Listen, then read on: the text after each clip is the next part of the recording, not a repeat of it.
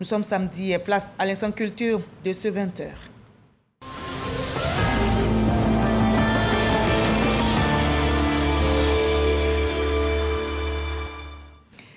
L'Institut national polytechnique Félix Houphouët-Boigny de Yamoussoukro fait de l'écotourisme un maillon de son fonctionnement. L'INPHP vient de se doter d'un domaine dédié à l'écotourisme et le domaine Bini, adulé et fréquenté est partenaire au projet. Il a été inauguré officiellement par la ministre de la Culture, Françoise Remarque. Kader Sogodogo pour le reportage.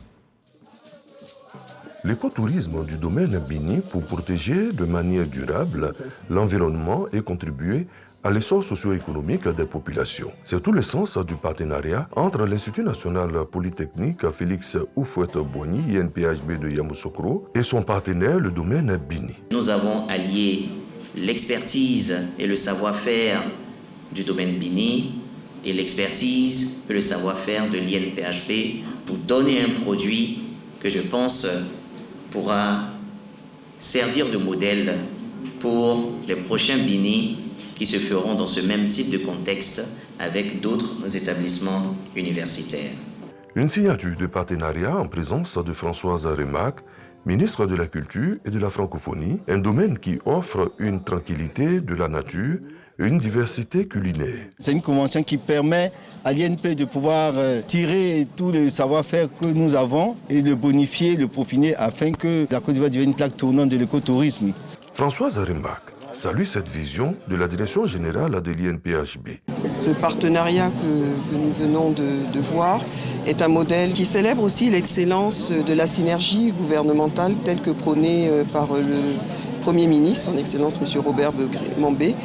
Cet endroit permet aussi une inclusion parce que derrière ce site et à travers ce partenariat, nous allons avoir de la création d'emplois. Nous avons aussi la valorisation de notre gastronomie. Nous avons la valorisation de nos us et coutumes.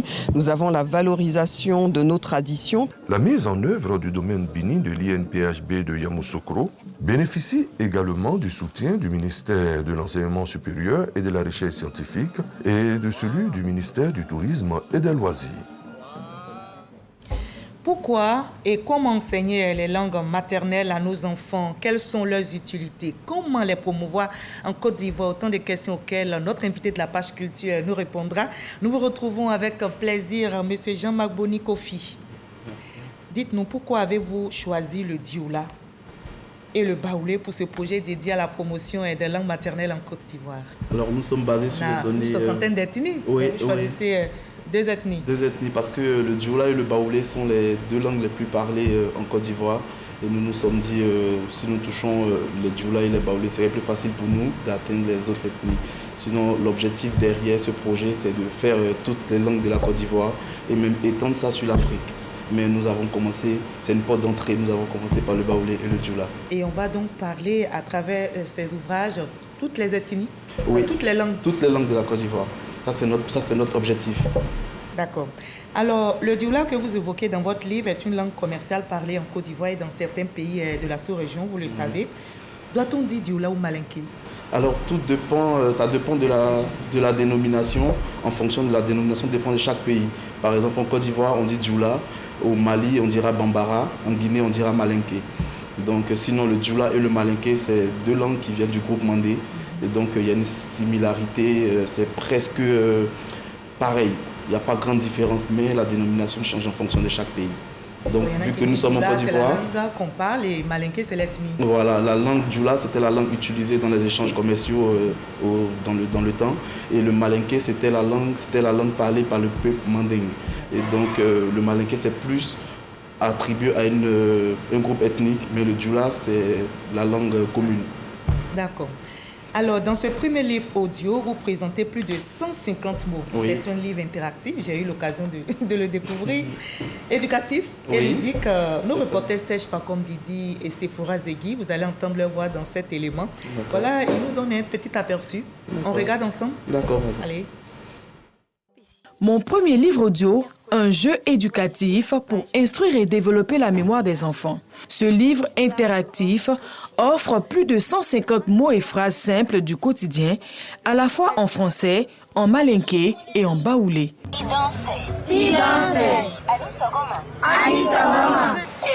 Cool. Cette œuvre bilingue et sonore est réalisée à partir de plastique recyclable.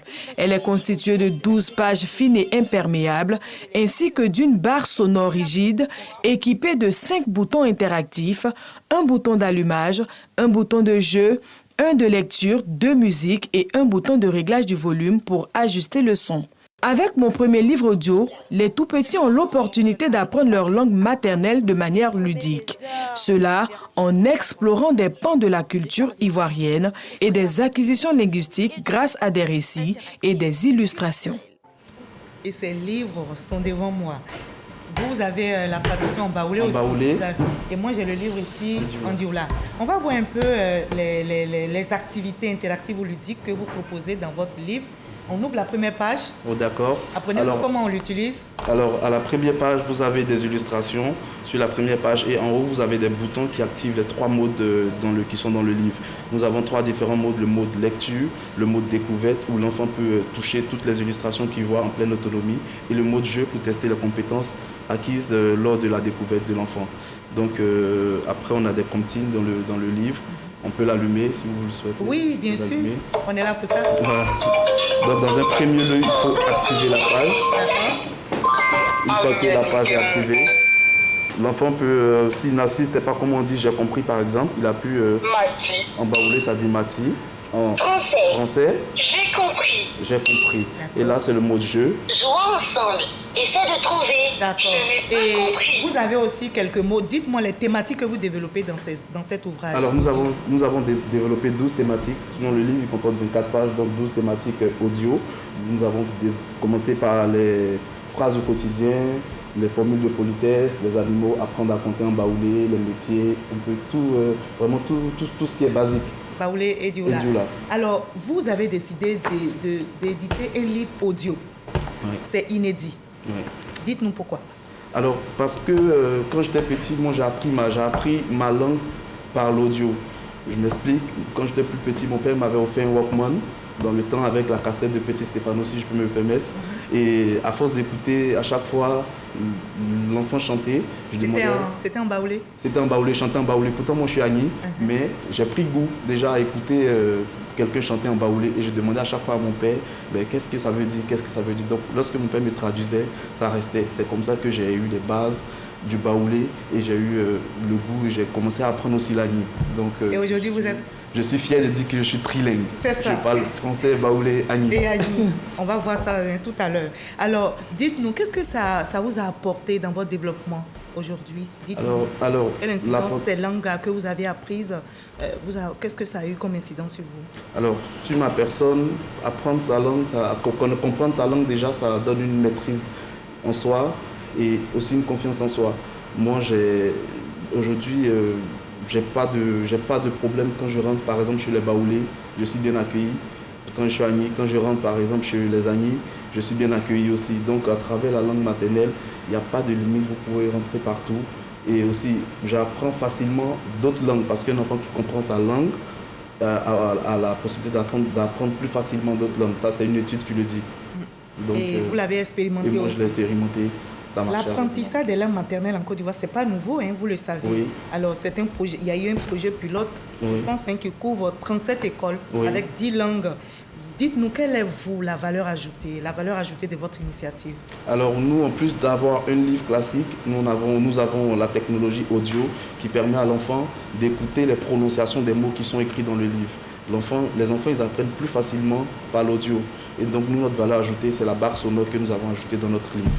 Et donc, ça pourrait faciliter l'apprentissage des enfants auprès du ministère de l'Éducation nationale qui est en pleine réflexion sur le sujet, comment transmettre et comment promouvoir, apprendre nos langues aux enfants. Au Sénégal, on parle le Wolof. Oui. En Afrique de l'Est, on parle le Swahili. Oui. En Côte d'Ivoire, quelle langue pourrait, selon vous, émerger comme langue nationale? Alors, est-ce qu'on devrait faire un choix? Non, moi non. Il faut préserver toutes les langues de la Côte d'Ivoire. Mais si on va sur des données qui sont des statistiques, il y a le djoula et le baoulé qui sont les 2 langues les plus parlées. À bientôt. Mais quand même, il faut garder toutes les langues, il faut préserver toutes les langues de la Côte Et d'Ivoire. vous avez le projet, hein, vous avez cela en projet Oui, de et nous pouvoir avons, valoriser toutes ces langues. Effectivement. D'accord. Quels sont vos projets futurs? Vous l'avez déjà évoqué, vous allez valoriser toutes ces langues.